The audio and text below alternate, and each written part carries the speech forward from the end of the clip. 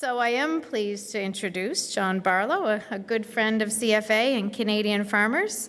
He is the Shadow Minister of Agriculture and Agri-Food and Food Security for the Conservative Party. He's going to give us his words for about 15 minutes, and then we're going to open it up to the floor, and we'll try not to keep him too long. And with that, the floor is yours, John. Thank you. Oops. Better. You can stay as long as you want. No, I'm good. Okay. Thanks. I did this here.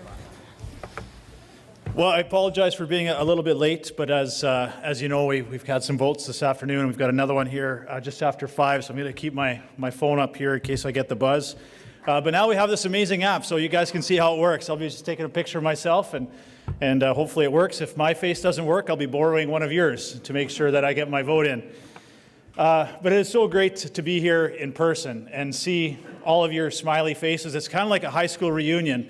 I'm going to say our 10th reunion because I'm not going to say our age. But again, it's just so wonderful to have everybody back in one place and have these conversations and certainly talk about the issues that I'm sure all of you want to talk about.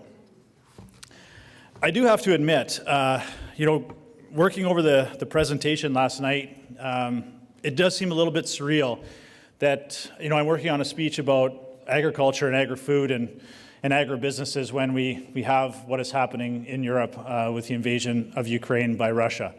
So I think it's important that I begin my presentation today just for all of us to be in solidarity with our friends and family. Certainly, I know many of you probably have family in Ukraine, and we wouldn't likely be here in this room, or certainly talking about agriculture, if it wasn't for the 170,000 immigrants who came from Ukraine before World War I to settle much of our agricultural land across Canada, but certainly much of it in Western Canada. We were so worried about the United States coming in and taking Western Canada that we needed that immigration from Eastern Europe, and specifically so many came from Ukraine. And they're such an integral part of our agricultural history in Canada. And even when we talk about agriculture in my riding, I have Crow's Nest Pass, where the coal industry was integral to Western Canada, the industrialization of our country, and much of that was built on the backs of Ukrainian immigrants. So certainly want to put our thoughts out with our friends in Ukraine and everything that they're dealing with right now. And certainly, we have to understand that this is also going to lead to, an important role that all of you are going to be playing. You are going to have the burden of carrying what is going to be a food shortage crisis. If this wasn't already a crisis as a result of COVID, certainly what's going on in Europe right now, when we have Ukraine, which is the breadbasket of much of Europe, Asia, the Middle East, and Africa, there is going to be some severe food shortages. We already have the United Nations warning of major famine across much of that part of the world. So I think it's important that we recall that. Now on to why we're here today. I believe it's important that we understand that the federal government is not going to solve all of the problems when it comes to Canadian agriculture, agri-food, and processing. That being said, I also believe that the federal government has a critical role to play when it comes as a partner to farmers, ranchers, processors, producers. You need an advocate, a facilitator. Most importantly, you need an ally. And I think certainly speaking with many of you over the last several years, that's something that you're missing. And again, thank you very much for having me to talk about some of the things that I think we are facing as an industry. But certainly I want to hear from you as well on some of the things that you are facing. Because certainly alongside my Conservative colleagues and the Conservative caucus, we will continue to be a tireless champion for Canadian agriculture. We want to be those in the House of Commons, but across this country, who are augmenting your story, telling your stories, and talking about how inspirational you are, talking about protecting your soil, your water, your livestock, and being champions and stewardships of the land. We will continue to work together about talking about those challenges, but also highlighting the successes and the opportunities that you have, not only here in Canada, but around the world. As Conservatives, we want to be your advocates. We want to talk about science-based policies and solutions. We want to demand access to the latest technology, innovation, develop markets, and investments to improve critical infrastructure and supply chains. All of this is to ensure that you as producers and stakeholders in agriculture and agri-food businesses reach your full potential. And I believe that is critical now more than ever. But we also have to work together to engage all levels of government, not only here in Canada, but around the world, NGOs, young people, all Canadians, about what is modern Canadian agriculture. What do we do? How do we do it? Why do we do it? And why do we do it better than anyone else in the world? I believe that is going to be one of our biggest challenges. My staff and I had a meeting with a young person the other night who has started a group called Youth for Climate Change or Youth for Saving the Climate. And I will give this young lady credit. She didn't know anything about agriculture, so she reached out to us to learn about it. But it really set off a lot of alarm bells in my head with what her lack of knowledge is, and she's going to work for the federal government in environment and climate change. Wow. Do we have a lot of work to do if this is going to be a young leader in a very critical department in the federal government who is, in many cases, going to be driving policy, who has no understanding whatsoever of Canadian agriculture. Every question she asked, and again, let's give her credit, she was asking those questions, which I appreciate, before she goes out on her social media and starts tweeting things or saying about how horrible Canadian agriculture was. But she clearly looked at Canadian agriculture as an enemy to the environment. And we have to change that narrative. All of us in this room have a critical role to play. We can talk about trade markets and we can talk about regulations and every other thing that we're going to talk about, but until we get Canadians on side with what you are doing every single day, those things won't matter. Because we need policy and regulations and partnerships that ensure Canadian agriculture does what it does best and can reach its potential and not punishing you for the things that you do better than anyone else in the world. And we want to be your ally in that.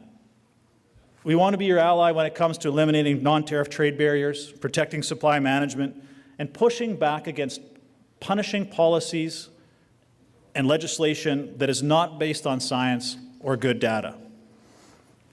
And as I said at the beginning, I believe right now we must stand side by side because Canadian agriculture now more than ever needs that ally. You need a champion. You need an advocate. Because I believe that Canadian agriculture is not being heard. You're not being heard by the Canadian public, and you're not being heard by the current federal government.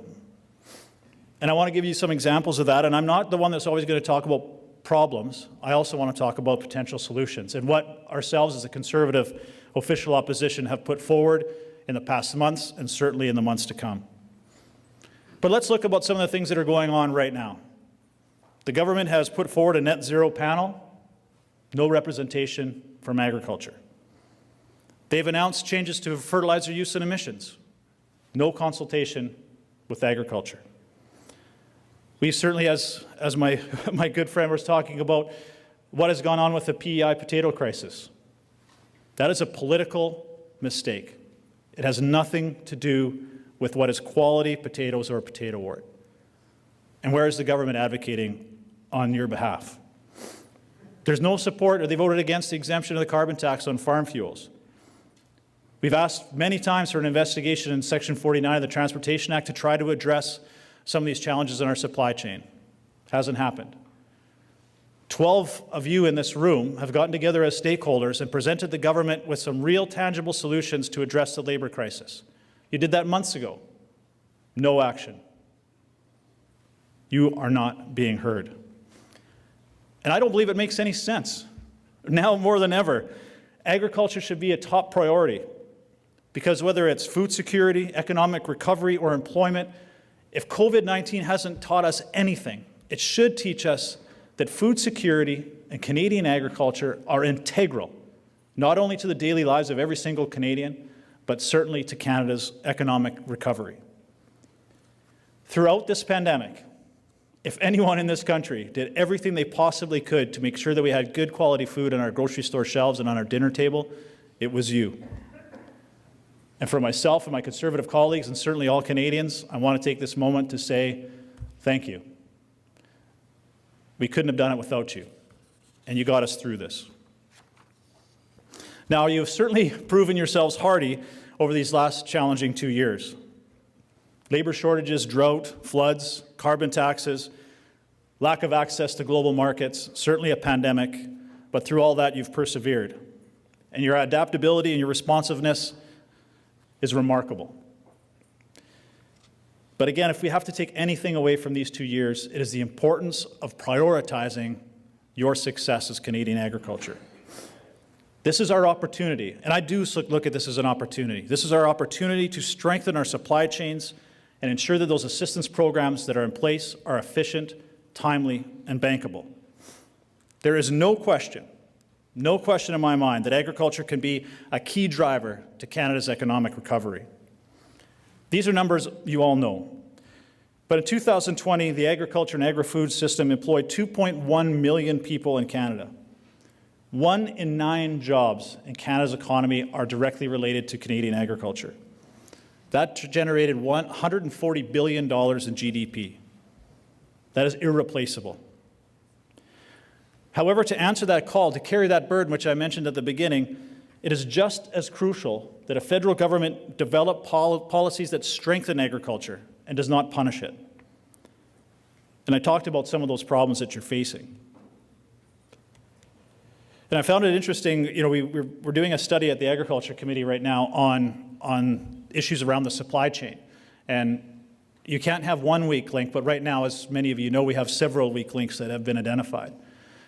We had the infrastructure minister at Transport Committee the other night, and my colleague asked, how many infrastructure projects have been built under the new Canadian Infrastructure Bank that the Liberals brought in? Zero. That's costing us hundreds of millions of dollars that have gone nowhere. I shouldn't say they've gone nowhere, but nothing's actually been completed in 6 years. That is inefficient and unacceptable. And I want to talk briefly about some of the issues that we're facing and dealing with at committee, but certainly in the House of Commons, and then leave as much time as I can for questions. And I talked about that narrative and what we need to do to educate Canadians, not only urban Canadians, but certainly some rural Canadians as well, about what modern Canadian agriculture is. I believe that's priority number 1. But priority number 2 is strengthening our trade relationships with our most trusted trading partners. I think that was critical before, but certainly what we've seen now with the conflict in Europe, with Russia and Ukraine, it is even more important that we strengthen those relationships. And one of our most important relationships should be to our partner to the south, the United States of America. But for whatever reason, we have seen that trade relationship deteriorate greatly. It started with softwood lumber, electric vehicles. Now we've seen with PEI potatoes. Certainly, Secretary Vilsack threatening to bring back coal. We have to have a government in place that is going to rebuild that relationship. That is going to be critical moving forward, because we can't rely on the bad actors around the world. But we also can't get pushed around by what should be our most important trading partner. And when you have a trading partner that is saying, threatening one industry, which is PEI potatoes, but then what's next? That is the concern that we have. What is the next domino to fall? And there's no question the PEI potato issue is political. The government should be spending some political capital to resolve this issue. When the government of the United States opens Puerto Rico, but refuses to open up mainland the United States, you are using the same protocol from the CFA, the science, to back up that decision. So why not mainland United States? Because it's political. It's not science-based. And I mentioned some of those other things that we have to do to address our supply chain issue, to ensure that we can access those markets. And we've asked for that investigation under Section 49 of the Canada Transportation Act. We've asked for them to act on some of the recommendations on the review of the Canada Transportation Act from 2015. They've had 7 years to enact some of those recommendations. When you have the United States, again, one of our most entrusted trading partners, bringing in a supply chain czar right away, punitive fines for shipping companies that don't meet their commitments, we have done none of those things. And that is why we are lagging so far behind. The second issue, and I know many of you may argue with me a little bit on what the priority ranking is, but certainly the labor crisis. And I've heard that from all of you. that despite all of these other problems, if we don't have the labor to meet our potential or meet our commitments, we are falling further and further behind. And the last stat I saw was Canadian farmers have lost $2.9 billion in sales as a result of labor shortages. That is a staggering number. So what do we do? Well, as I said, many stakeholders in this room, you've proposed an emergency employment strategy to try to address some of these problems that the government hasn't acted on. But as opposition, we are working on two other options. We're going to be bringing forward a private member's bill that areas have very tight labor market, industries, not regions. We don't want this to be a regional base. We want this to be around industry, and certainly agriculture will qualify. We will waive the LMIA program. You don't have to apply for that LMIA permit, the advertising and the cost that goes with it. The idea for that is to streamline that process, take a chunk out of the LMIA applications and move them and streamline them and get them approved, and hopefully quicken up the regular process. As well, the Liberal government has given special treatment to Quebec to increase their cap to 20%. Why just Quebec? If Quebec has a labor crunch, as every other province does, especially in agriculture, treat every province the same. Give every province that same cap. So we'll be pushing for that. The second, and we've talked about this in the previous Parliament, but we are going to continue that, is implementing a grocery code of conduct. Now more than ever, Canadians are talking about food affordability. And we want to ensure that the grocery code of conduct, that you as well as Canadians across the country are having access to those grocery store shelves to ensure that it's affordable for you as a producer, but certainly also for Canadians across the country. We'd love to hear your feedback on that. Last two issues. We had a private member's bill that came very, very close in the last Parliament, and that was an exempt farm fuels from the carbon tax, specifically propane and natural gas for heating barns and drying grain. Unfortunately, when the Prime Minister called the election, that bill died when it would have been become law. So we've tabled that private member's bill again by my colleague Ben Lobb. That will be going through the process. And I think now more than ever, it's even more important is on April 1st, that carbon tax goes up to $50 per ton. And I got a report from CFIB that ran some numbers, initial numbers. So previously, we know this is going to cost close to $2 billion to Canadian farmers, the carbon tax. But to go down, drill deeper, previously under the current carbon tax, it was costing the average farmer about $14,000 a year, which is still substantial. Margins are tight. Under the new increased carbon tax, $45,000 a year to the average farmer. That's what it's going to cost in the carbon tax. Now, the Liberals are going to push back and say they're going to give a rebate to farmers. We don't know how much that rebate is. We don't know when you're going to get it, and we don't know if it's going to cover your costs. Our program is easy. Don't pay it. I'd rather scrap the carbon tax altogether, but that's a discussion for another day. And lastly, I think is something we all need to be cognizant of is the fertilizer issue that Minister Guilbeault announced at COP. This could be proved devastating to Canadian agriculture. And what we're asking, that 30% number that was announced, where did that come from? What is the baseline? What are you working from? And that's what we wanted to push back on. We need them to understand what Canadian agriculture is already doing. Precision agriculture, 4Rs, zero-till. These are the things that I don't think the current government understands. And certainly we know the Minister of Environment and Climate Change, what his direction is when it comes to these issues. Last week we celebrated Canadian Agriculture Day on February 22nd, and it was a celebration of all of you in this room. It is a celebration of your livelihoods, overcoming hardship, and achieving success. But I'm sure every day is Agriculture Day for most of you.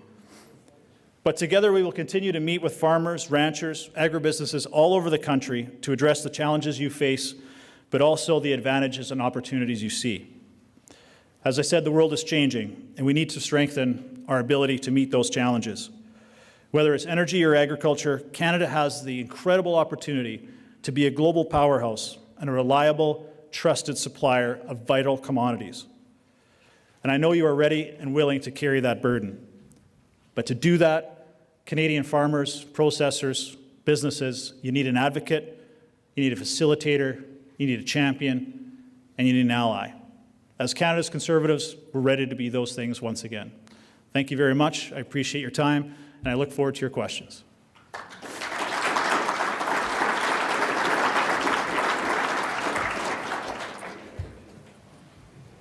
All right, see ya. No? Anthony O'Neill from Newfoundland. Ornamental horticulture. Hello, well, thanks very much for that wonderful information, and thank you for your dedication to detail on so many poignant points, for sure. Anthony O'Neill from the Canadian Ornamental Horticultural Alliance, and I just want to pick up on your opening comments about the young lady who was not so knowledgeable about agriculture. We ran a family business in Newfoundland for 25 years. We're a grower, retailer. And I spent most of that 25 years teaching people how to plant potatoes. So, and they weren't the young people that you're referring to. They're the baby boomers. They're everybody. You know, and we're very proud of what we did in that venture, because it really shows value to all the growers that we have across the country that are actually doing the agriculture. People actually get a good impression of exactly what's involved when you start to tell them about the realities of what's involved in that. And I guess to get to my point, another part that's probably something that needs to be understood and education needs to be distributed about is the value of the ornamental products that we actually grow, and especially in today's climate change period. As you know, the trees are actually what are sequestering the carbon, and I know alongside of with the soils that we were speaking about earlier, that they're very important in that way. But so we have the reduction of emissions side, but we also have the sequestering side. And as you know, 85% of our people are going to be living in urban, of our citizens are going to be living in urban centers in the next, by 2050, I believe they say that. So where people live is really where the adaptation to climate change needs to occur. And we've been in consultations with NRCan and working with the whole question about how the 2 billion trees are going to be rolled out over the next 10 years.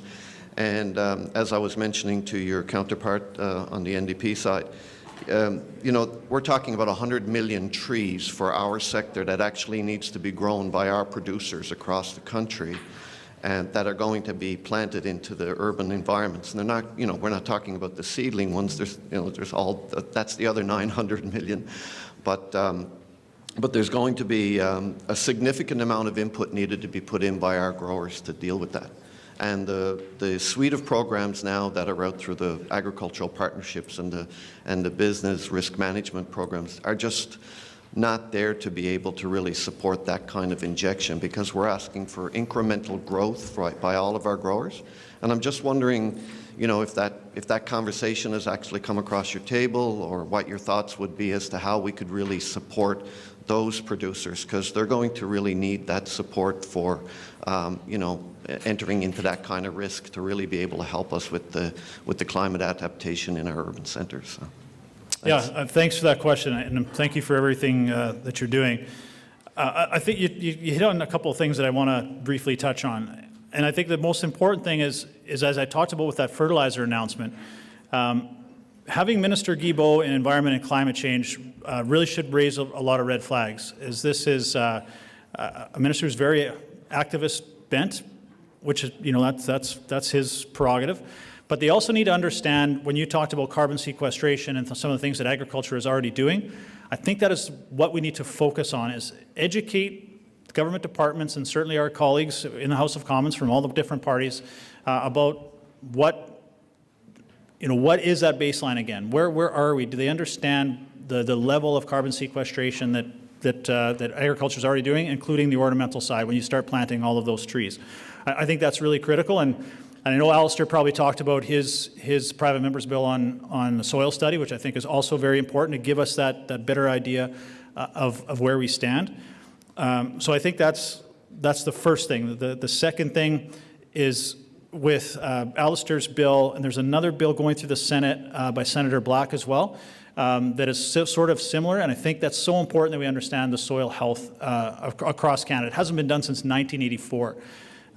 The other thing, when you talked about the funding for those programs, as we go through the renegotiation of the new CAP program, What we'll be pushing for on the Conservative side, and let's be honest, there's not going to be a ton of new money. The provinces don't have it, and they've got to be partners in this. But let's prioritize where those dollars go.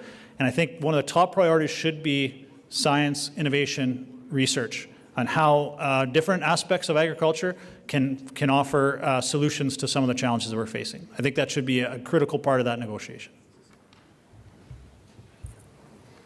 Good afternoon, Paul Vickers, OFA, Meaford, Ontario. I asked the two previous speakers, Mr. McGregor and Mr. Perron, the same question that I'm going to ask you. And you talked about the carbon tax on the heating and cooling of barns and grain dryers.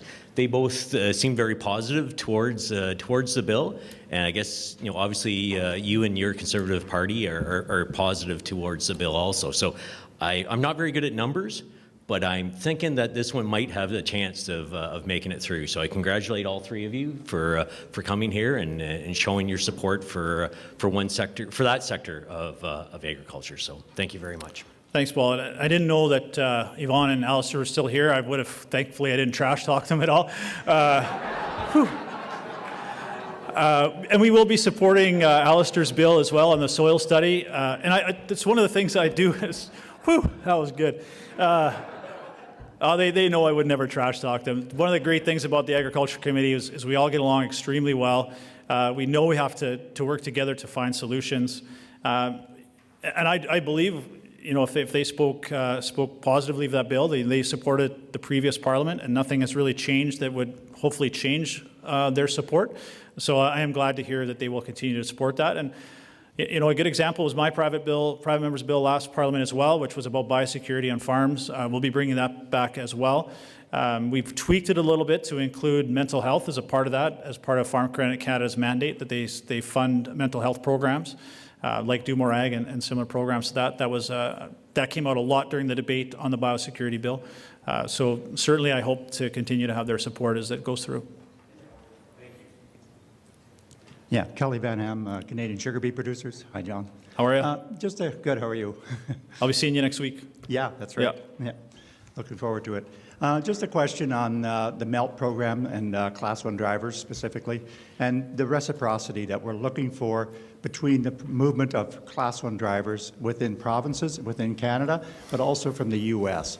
Because we've, with all the supply chain issues that we've heard about today, one of the things that we're facing in our industry is the ability to have Class 1 drivers come from possibly another part of Canada and having that Class 1 license recognized in Alberta.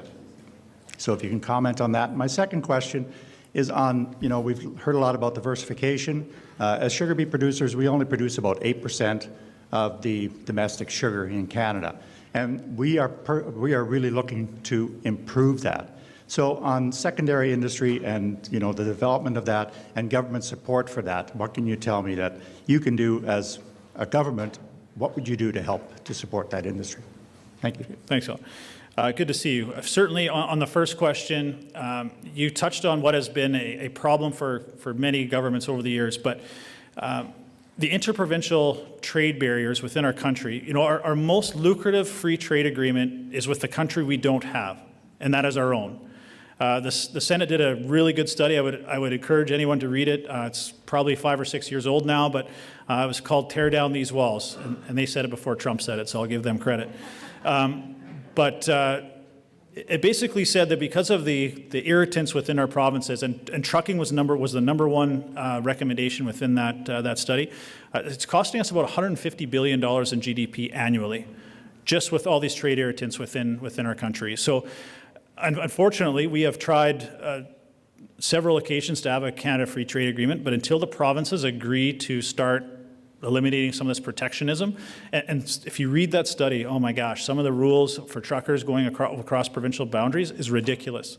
Tire size, weight size, I would love to give you a great answer on how we can resolve that, but until the provinces come to the table and agree, it's just not going to happen. Yeah. Thank you, Mr. Barlow. It's Bill Campbell from Keystone Agriculture Producers, and you had mentioned something about the 30% reduction in emissions, and a large component of that is the nitrous oxide part, which relates to fertilizers. My discussions with retailers indicate that Some of the nitrogen inhibitor fertilizers carry a 20 to 30 cent per pound premium. I believe that there should be an onus on some of the producers of those products to justify those particular increase in costs. I utilize 4R nutrient management and one-pass seeding, which a lot of Western Canada do at this particular time. So we realize the economics of that particular part, and a lot of producers are just ignoring some of those advantages that are being advocated by the government. So how do we deal with these significant increased costs in light of the demands of this 30% reduction of emissions? I've also noticed that our urea prices have doubled since last year. This is going to be a huge problem on Canadian agriculture production to fulfill our goals of production and GDP. Thanks, Bill. And I think, normally I would be a proponent of the free market, and that has to take precedence. However, certainly when we have seen those massive price increases over the last several months and year, and it's only going to get worse now with what's going on in Russia and Ukraine. Russia is a major fertilizer supplier, so we're going to see those prices continue to increase. It's not something that we have come up with a position on as of yet, but I think there's going to have to be some government intervention into these fertilizer companies that they can't continue to increase these prices at exorbitant rates. Otherwise, you as a producer are not going to be able to afford to stay in business. And of course, when we're talking about not only skyrocketing fertilizer prices, but a very, very real food security crisis globally, again, Canada is going to be asked to carry a big part of that burden, and we can't carry that burden if we actually can't get in the ground. So let's stay in touch on that, I'm not sure if my colleagues have had a different answer, but we as a Conservative Party have not had that discussion yet, but I will definitely keep you in the loop as we do.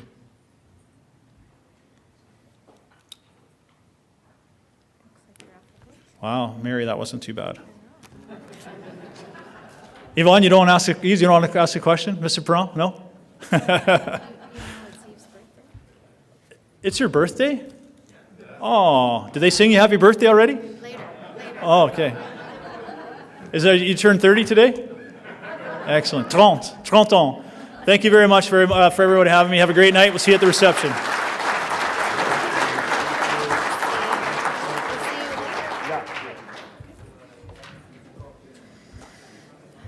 Thank you, John Barlow. Great to hear from you. At this point in time, this concludes our first day of the CFA AGM. Awesome. A reminder to the CFA Board of Directors, stay here. We need to take your picture, and I really look forward to seeing everybody at 6 o'clock on the penthouse floor, and we'll be there until about 8. So have fun. See you soon. Thank you, everyone.